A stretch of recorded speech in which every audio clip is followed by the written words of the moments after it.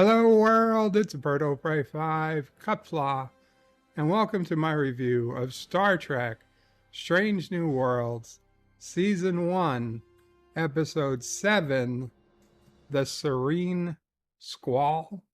The Serene Squall? It's the name of a ship. It doesn't matter what the title is. But it's the 7th episode of the first season, and I gotta be honest, it's the first episode I don't really have a ton of problems with. There's issues, but this might be their best episode of the season. Little late, but we might take it. Let's go through the episode because it's not perfect. And one of the things that I reminded on our previously on that we shouldn't need is that Cadet Uhura is just absent from this episode. Why do you make somebody a permanent main cast member and then not have them in every episode? There's no reason given to why Uhura isn't here. And I know there have been episodes of TNG and certainly TOS where Uhura herself didn't appear, but generally reasons are given if a main cast member doesn't show up. In New Trek, it just seems to be they can never afford to pay all their cast members, and so every week one or two just doesn't show up, and we really don't get a reason as to why. And it gets annoying, and I thought this would be something they would stop doing, but no, apparently we're still going to have episodes where a main cast member just doesn't show up, and we don't really know why. Where are they? The Enterprise is always at the limits of Federation space, so it's not like they can hop off and go home for a week or something. And this is another episode where the Enterprise is on the bleeding edges of Federation space, so far out that there's not navigation buoys and there's not subspace relays, so it takes days to get contact from Starfleet Command, which is good, which is fine, which is what TOS had to contend with. They couldn't always be in constant touch with Starfleet Command like they seem to be able to do in TNG and DS9. And hell, even for the final season of Voyager, you could get somebody from Starfleet Command. It didn't make any sense. But it's good. I like it. I like that. What I dislike about this episode is that they are, because that they takes 2 days, I suppose, to take command or to get any type of response from Starfleet Command, that they don't have any way to do business. I mean, to recognize who's a legit traitor and who isn't, because basically this whole episode revolves around the entire Enterprise being bamboozled. Everybody is bamboozled by a person who turns out to be not the person they claim to be. And it's like, well, what background check did you run? I mean, okay, you can't get Starfleet Command, but the Enterprise must have a backup of a computer database from last time they left Starfleet. They should be able to tell if somebody's in that database or not.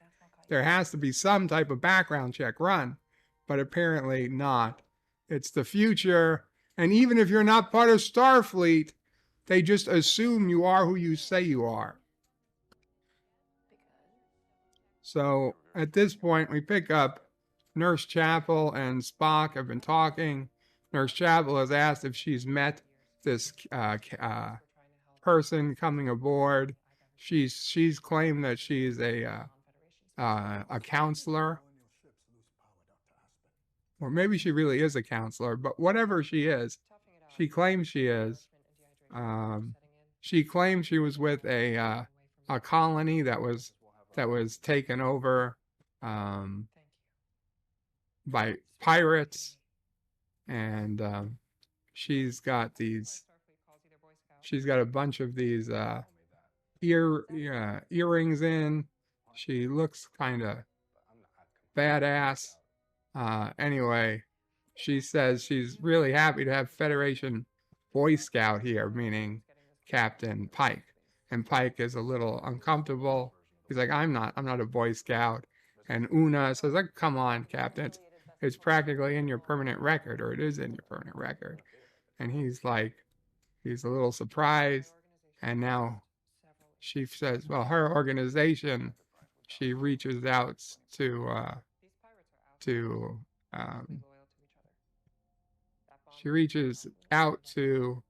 people in need. She's another person who realized the Federation isn't really all about helping people in need.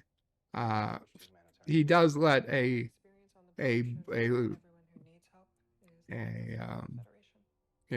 her experience, not everyone who needs help is in the Federation. She lets Pike lets an insult at the Federation go by. I'm not too happy about that, but she is a very opinionated woman. That's fine. Ortega's father's is their, La'an buzzes into their dinner party and says that they've got a scan, and they found the debris of, there's 3 ships. The debris of 2 ships has been found. The 3rd ship may have gotten away, and Spock says entering non-Federation space requires Federation approval at this distance.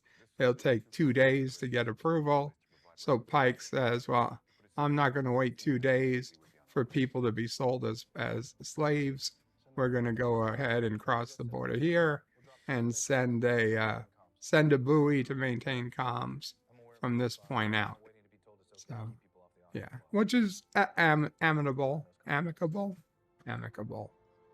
all for Pike doing this. We obviously don't want to see people being taken away as slaves. But then the Enterprise is navigating what appears to be like an asteroid field, and it is ridiculously close. I mean, to the point that rocks are bumping off the hull of the Enterprise.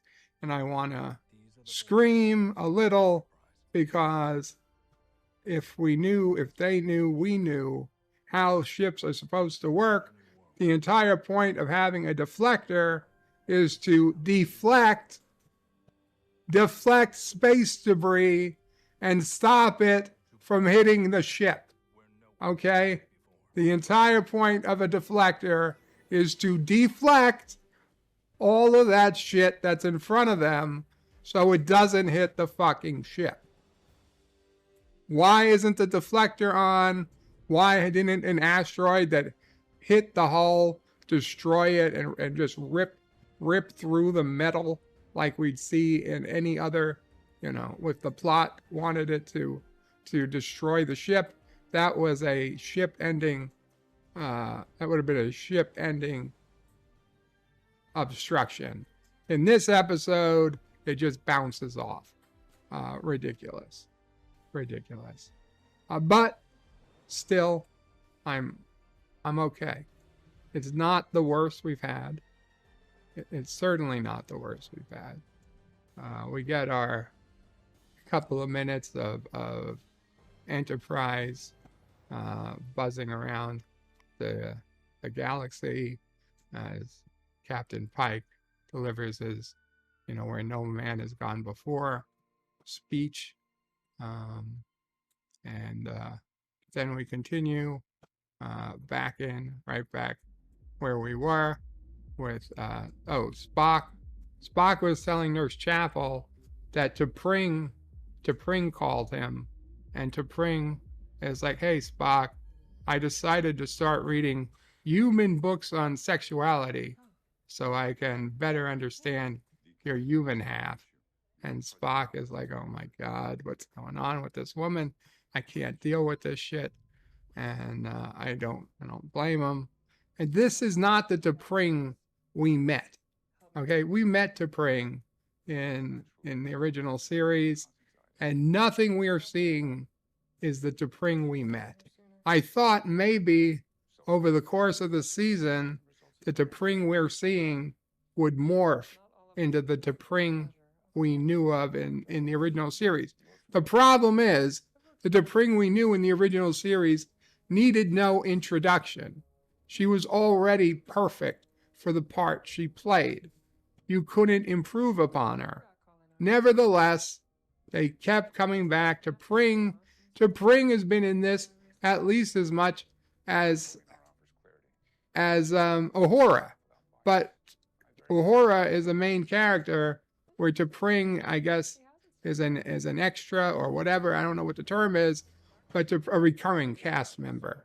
T'Pring is a recurring cast member, where Uhura is a main cast member, but we seem to see them almost an equal amount of time. I would say they've certainly both had as much to do with the story to this point. So there's a distress signal now, and Spock reminds the captain they're not supposed to go because they're out so far from Federation space. And he's like, well, as I remind Spock, I'm not going to let a distress call go unanswered. And so there's a little back and forth between Pike and Ortegas as to how close do you want to get.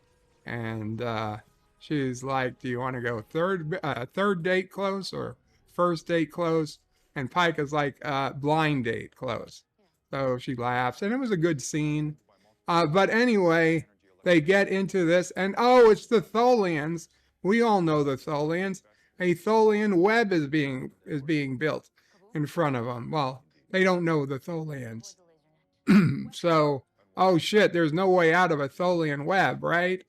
Don't worry, it's barely an inconvenience. I know. First off, I know I said that line completely wrong. I watched that guy, Ryan's, with the movies, and he's great, and I love it, and barely an inconvenience. I know I said it wrong. So you think they're in the Tholian web, they're not going to get out. Oh, they get out. It was barely an inconvenience, because apparently Spock knows to shoot at the weakest link in the web, and that destroys the web. And so they shoot. Spock makes a guess after a bunch of back and forth. Spock makes a gut choice, which he doesn't like. He guesses the right one, because there was one of two it could have been, and it collapses, and they're done. They're not stuck in the web anymore. It's impossible for him to detect. He's like, just fire on one. He's ordered to make a guess. Also helping him this entire time is this woman who's come on board. It's very clear she has an attraction to Spock of some sort.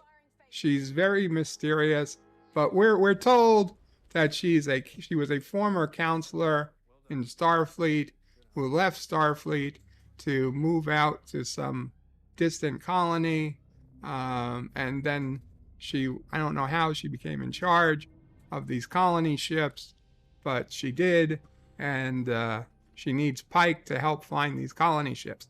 How she got a hold of Pike, we don't know. We're also seeing at this point that there's a mysterious small ship, maybe like a shuttle, that's following the Enterprise. It's going from rock to rock in the meteor asteroids, whatever the hell they are, and it's going, and the Enterprise doesn't know it's there. So this woman comes to Spock's quarters, and she's trying to psychoanalyze Spock. And in truth, Spock needs some help. Like Spock keeps saying, he's trying to figure out if he's going to be human or Vulcan. And he keeps saying, well, I am of Vulcan, and I grew up on Vulcan, as if he's trying to convince us that he's Vulcan. And she's just trying to tell him, she's like, Spock, you're Spock. You don't have to be human. You don't have to be Vulcan. You can just be you. And it's valid, good criticism for Spock. He doesn't have to make a decision. He can just be himself. But it takes her a long time to tell him that, and he's not 100% sure he agrees, but whatever. It's good to see Spock interact with someone new, someone who's honest with him, and I hate to bring that up, but yes, like, why did Pike never tell him Spock, just be Spock? The only person who seems to ever tell him that are awful people, and this includes Michael Burnham and the current character, of course. The Serene Squall. She's like, they would be dead already. So that's all we know. That the Serene Squall, if they had come across this net in space, they'd all be dead already. So Ortegas, Pike is telling Ortegas that if she needs some time off, we can get another person down here, since flying manually is very difficult. And of course, Ortega's like, no, I love flying manually. It's even better than flying, automatically. She's like, real third date kind of stuff. And of course, Pike laughs. So now we're getting signs of the other colonial ship. It makes it feel like the Nina, the Pinta, and the Santa Maria. These colonial ships two were lost. The last one is still going. So they're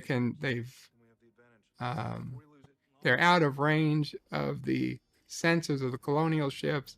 Like the one time the Enterprise actually supposedly has the advantage, and they can count, and they say, okay, there's about 20 to 30 more people aboard the ship than should be. So it counts as like if all the colonial people were on the ship, plus 20 or 30 people took it over.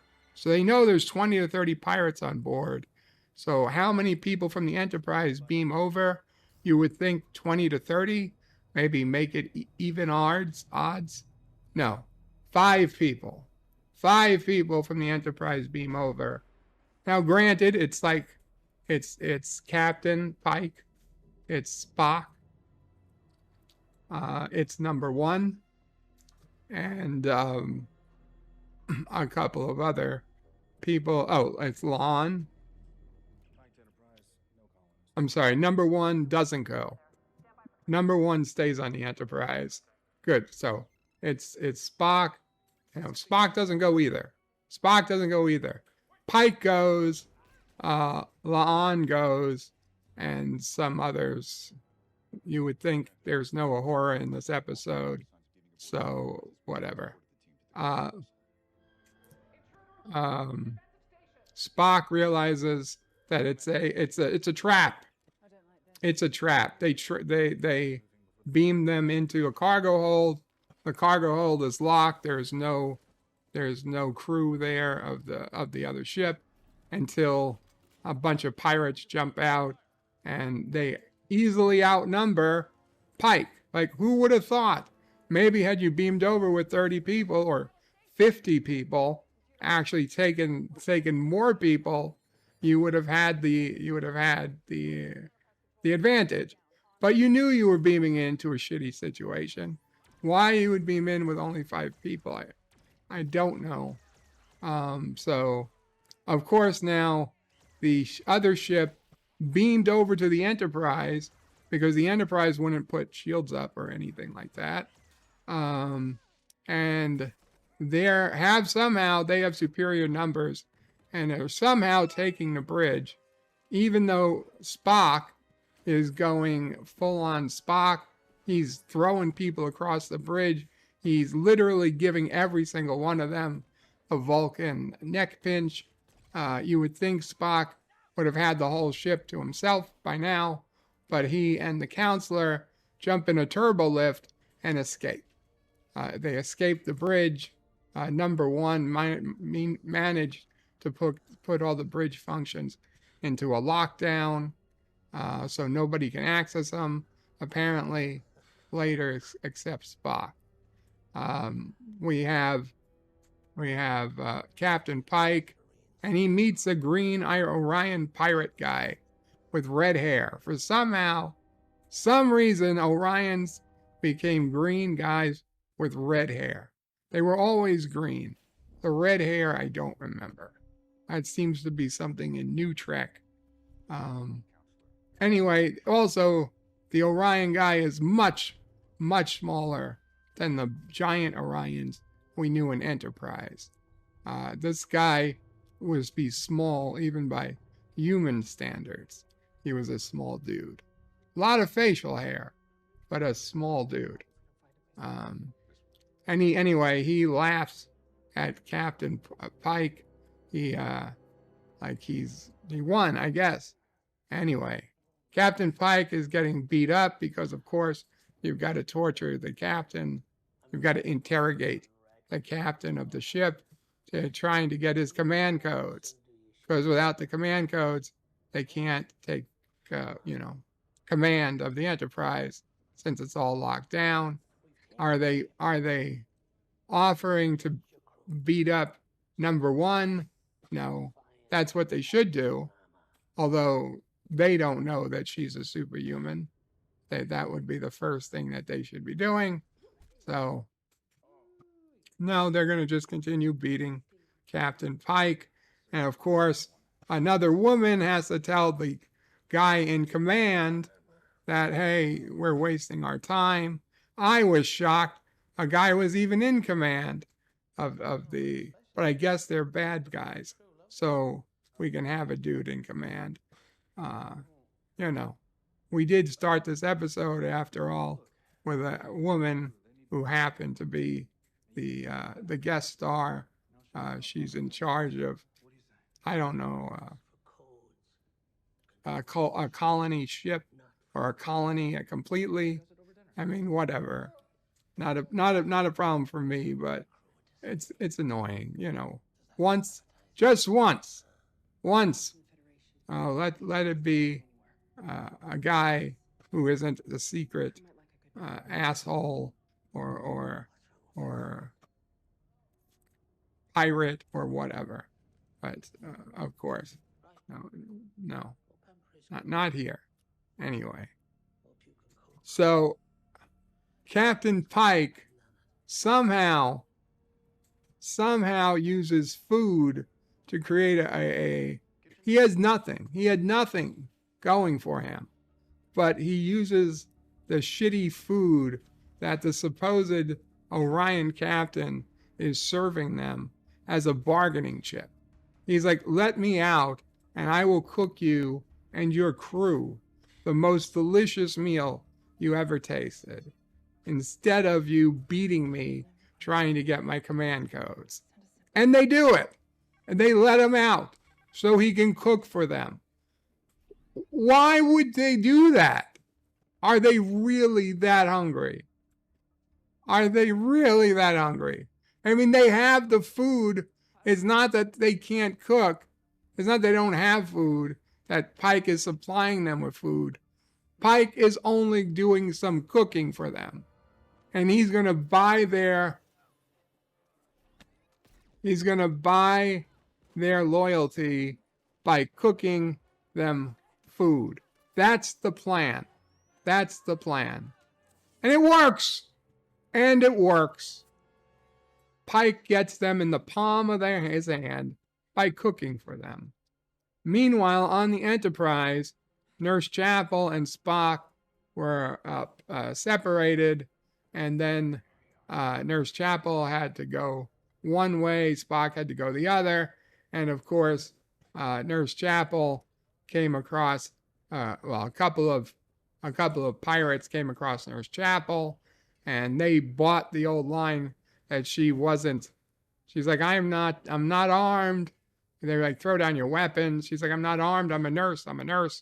And believing her to be the nurse she claimed to be, they gave her some freedom. And of course, she pulls out a hypo spray and knocks out the first guy. Then she does some martial arts, and again, hypo sprays a second guy, knocks them both out. Good for her. She looks at the hypo spray when she's done. I wonder what was in there. Hope it wasn't Clorox bleach, I hope so too. For whatever reason, these pirates are okay with keeping. They wanted people to be sold as slaves, so they were using phasers set on stun. Very convenient for Pike and his crew. They didn't have to just deal with however many people happened to survive. The pirates were actively looking for people to sell. So now Pike is talking with the captain of the Orions, and he's like, why he says he's going to sell them all to the Klingons to be used as physical labor. He's like, why you guys don't get into deals with the Klingons? And he's like, people like you. He's like, yeah, your crew probably does. Basically, the Klingons are known for just killing the people that they work with.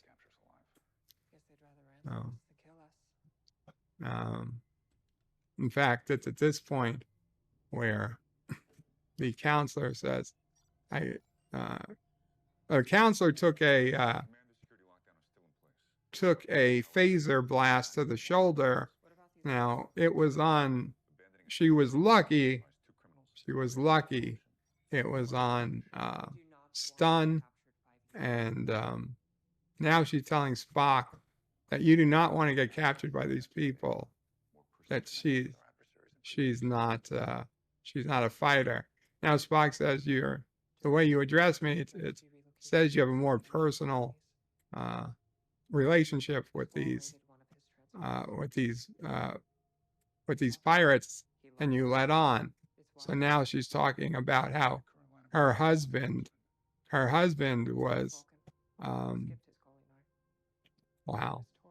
her husband was a ship that got boarded by the Serene Squall, and they never found him again.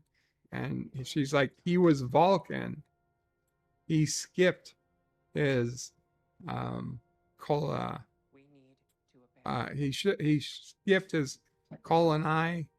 I might be pronouncing that wrong. Ceremony, where the purge of all logic.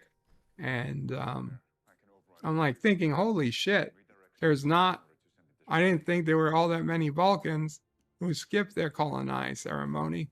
I didn't think there was all that many.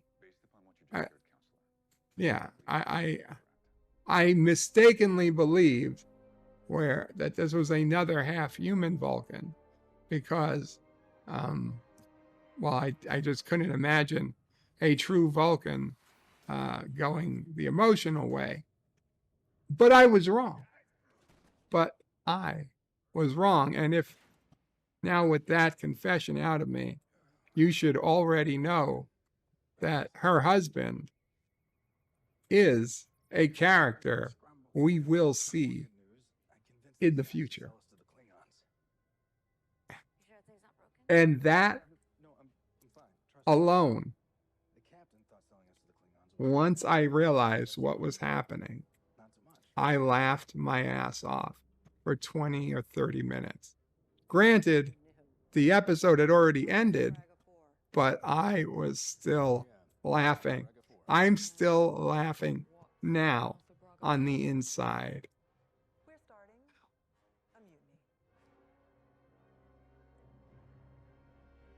So Pike gets returned to the rest of the crew after dinner. All the senior crew, they're being held in a different part of the ship because reasons. And Pike tells number one they're going to pull whatever Alpha 5. And so number one is like, oh my God. So everybody else is like, what the hell is this? And Una says, we're planning a mutiny. And yeah, so Captain Pike is basically going to cause the crew to mutiny against the pirate captain. And I suppose, you know, they figure they'll find a way to take control of the ship. Anyway, Spock and Spock and the Spock, the nurse Chapel, and the woman from the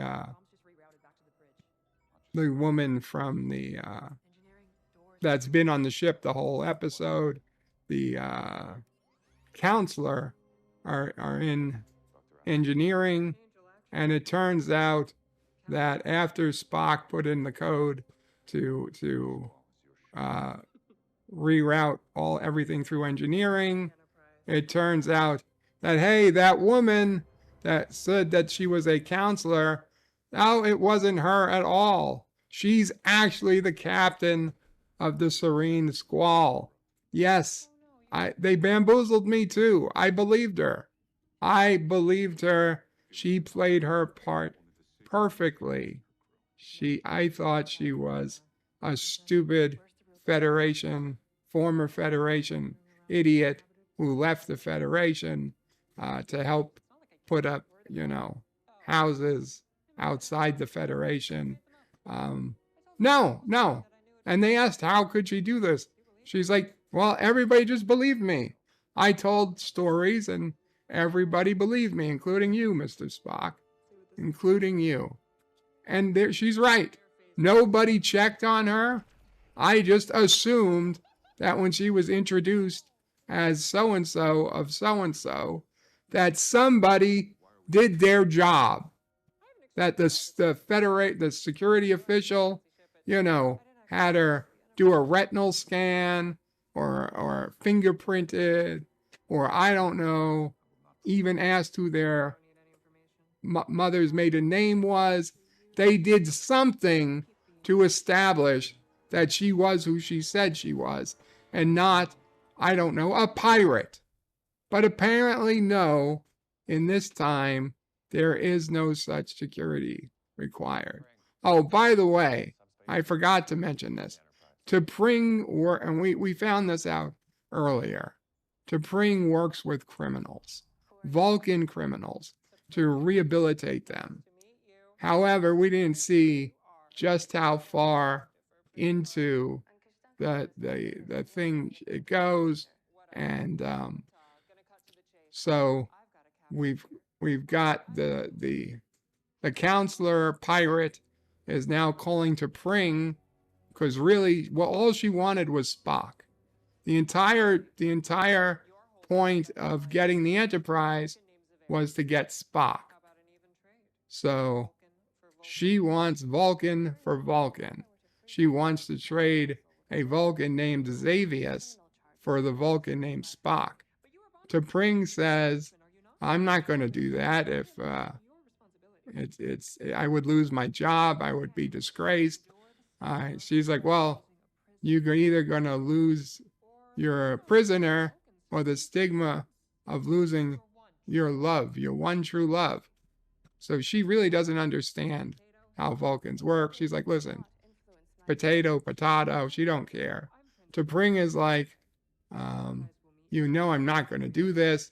And she's like, well, I'm going to transmit our details anyway.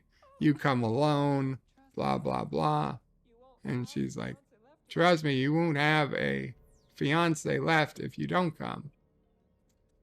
Why didn't Spock yell, don't do this? I don't know. That's what I would have been yelling. Spock was right there. I would have yelled to Pring, don't do it. Call Starfleet command and let what happened happen. Because Spock could have been trying to turn on self-destruct. Let's face it. How would you solve this problem? You would self-destruct the Enterprise rather than let it fall into pirate hands, which is what he could have been trying to do. He should have told to Pring to contact Starfleet and not to obviously don't give up any prisoner. I honestly doubt Pring would even have done it. But anyway, Spock and the counselor are talking now, and he's like, she's explaining that Spock really, that she didn't lie to Spock. She's saying that her advice to Spock was true. And she's also talking to Nurse Chapel. She's like, Pring will make the deal, because love is the only thing that makes the cold of space bearable. And Spock is looking at Nurse Chapel.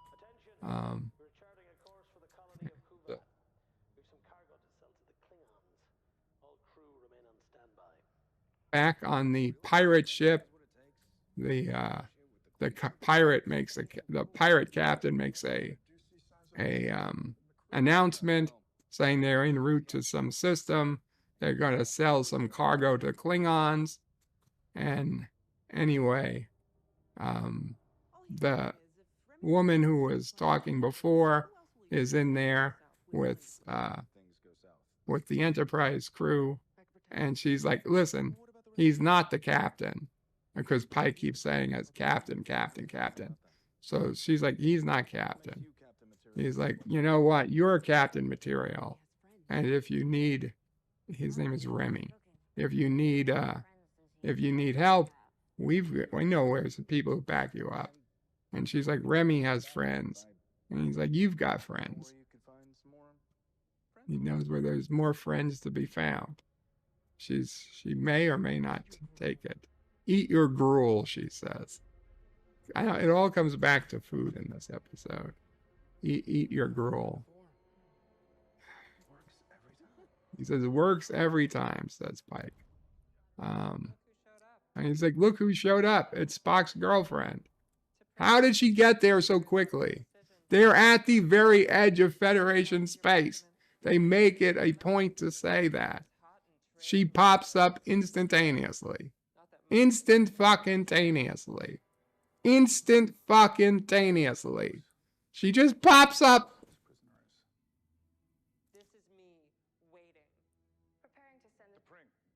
She's got the prisoner with her too.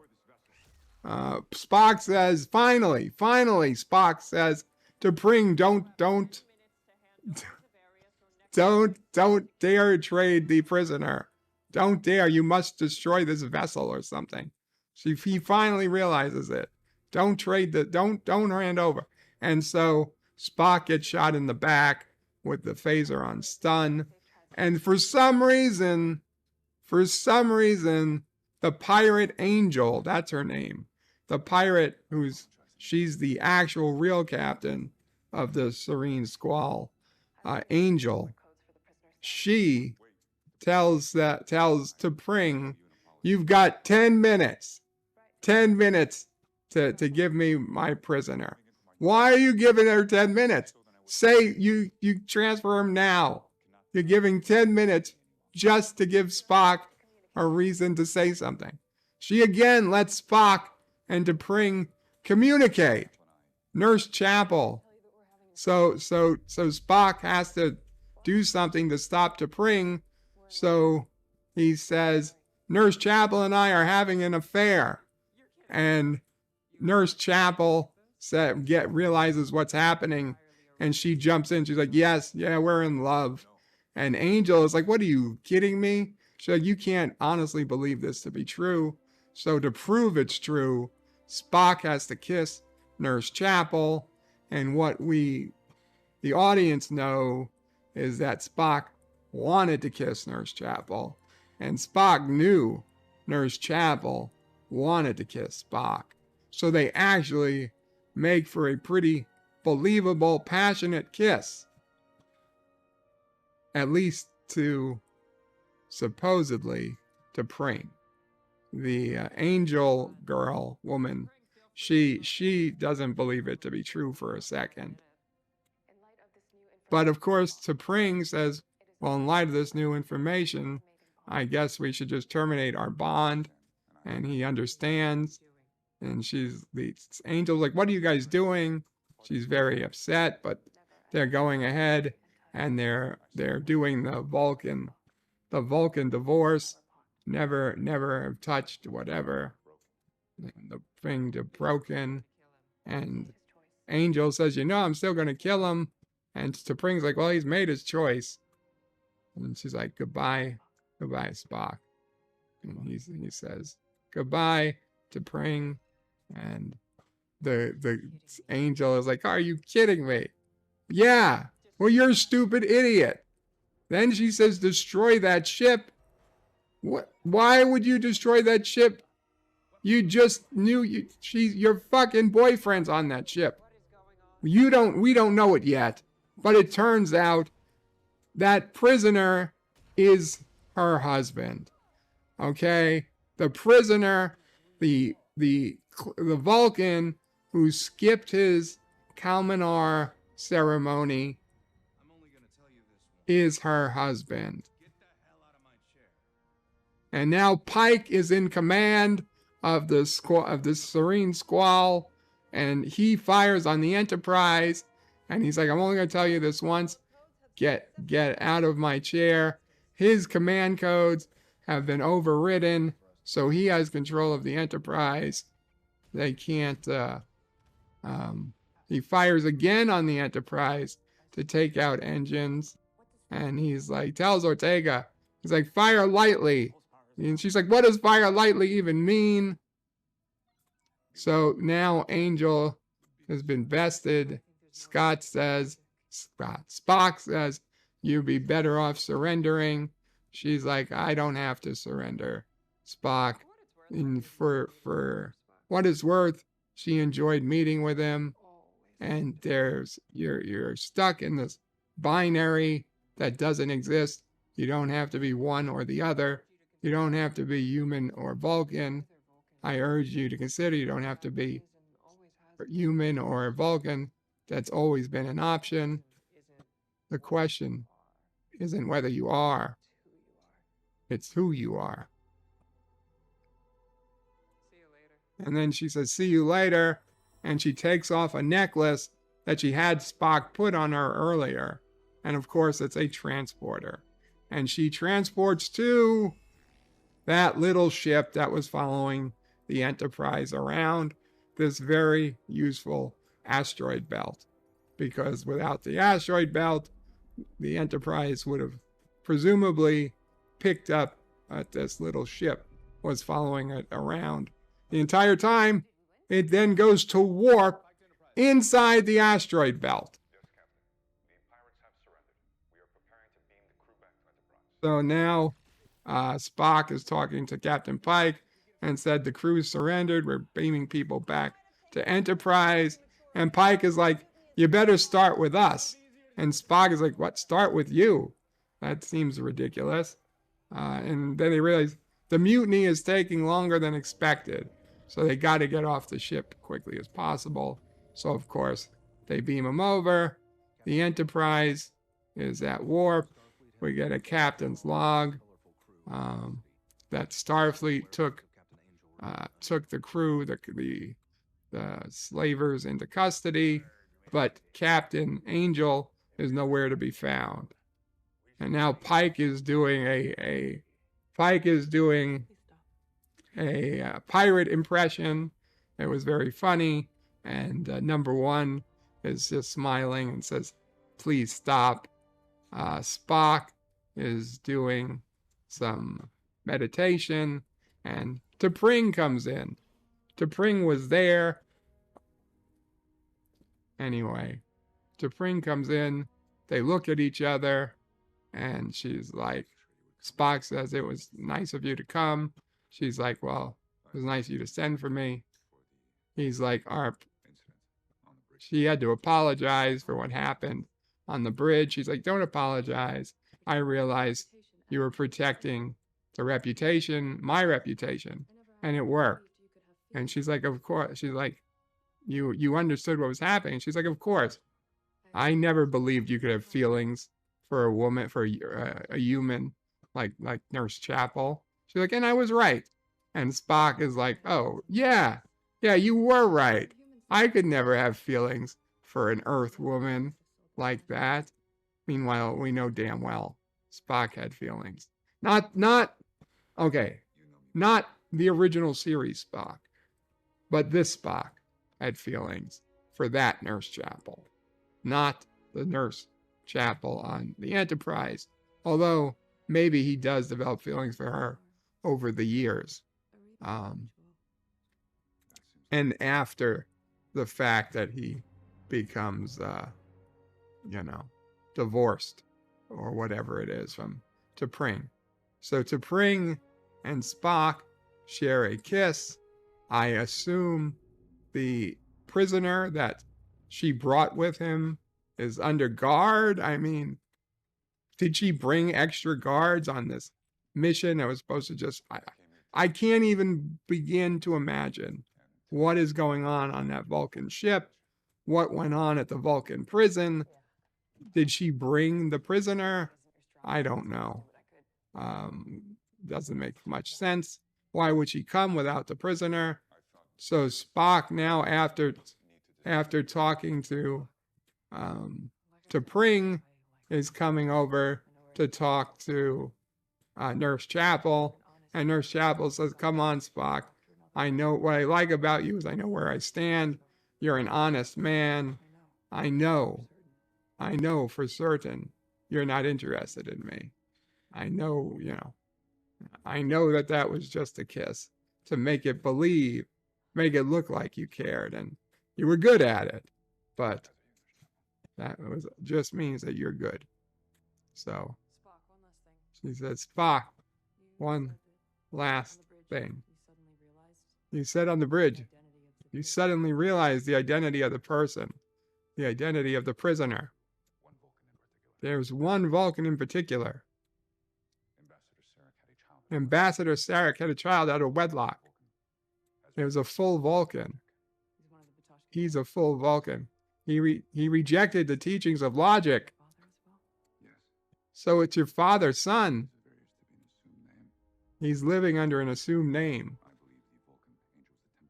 He believed the Vulcan that Angel was trying to free is someone who was told to avoid at all costs. His brother, Sybok. Sybok is back. Sybok. We don't get a face picture. We get a back of Sybok picture. Sybok is back.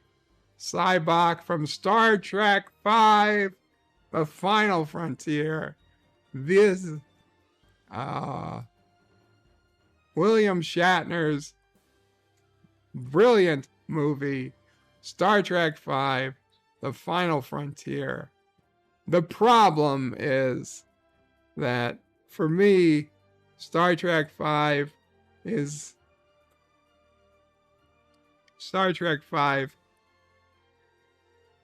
a dream. Everything that happens from the time they go to sleep at the bottom of El Capitan in Yellowstone, right? Yosemite, not Yellowstone. From when they go to sleep in Yosemite till the time they wake up at the end of the movie, or they go to sleep again, whatever they do. They go to bed at the beginning and they go to bed again at the end. or they wake up at the end. Everything that happens from that point to that point is a dream. So Spock doesn't really have a brother Sybok. And the fact that no other Trek seems to ever bring up Sybok or the events of Star Trek V again has been easy to cement that as a dream. And I know there is what happens on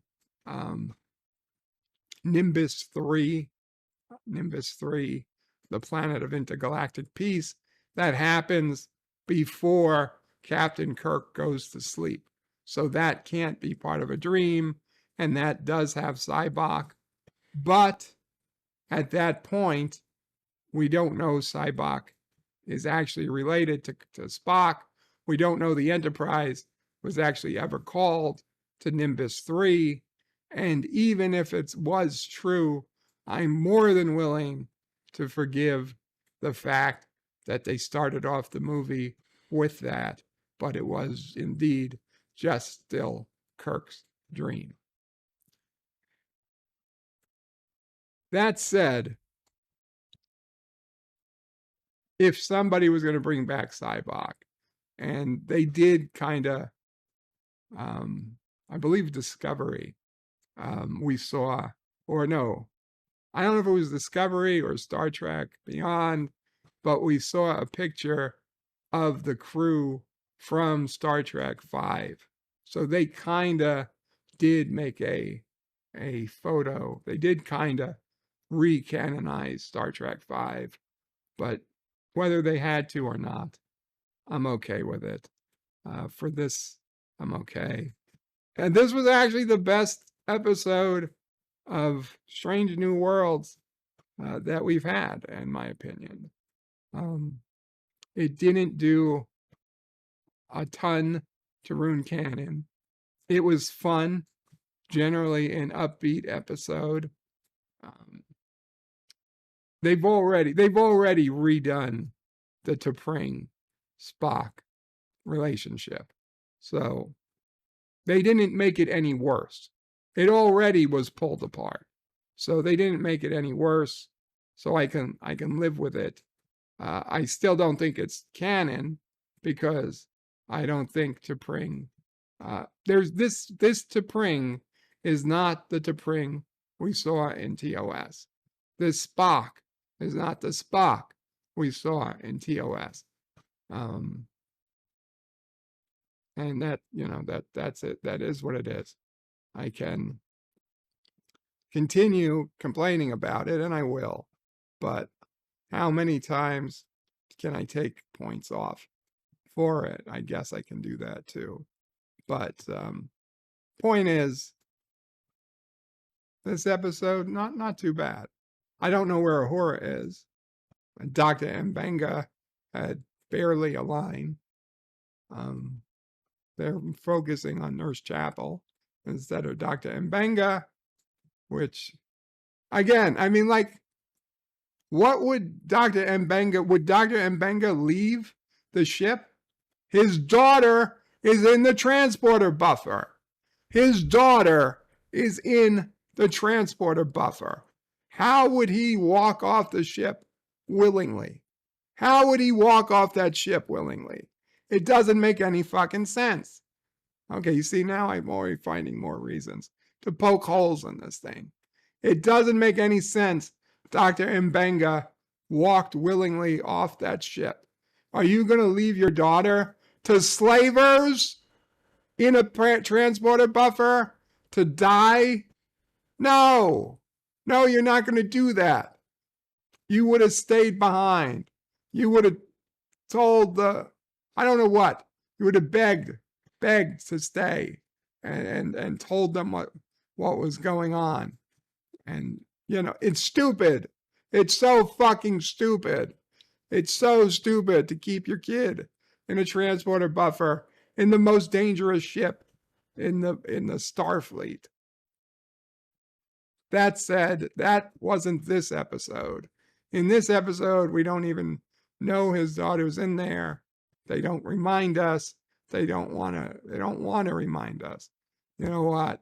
highest score of the season. 6 out of 10 for this particular episode of Strange New Worlds called the Serene Squall. And I hope we see Angel and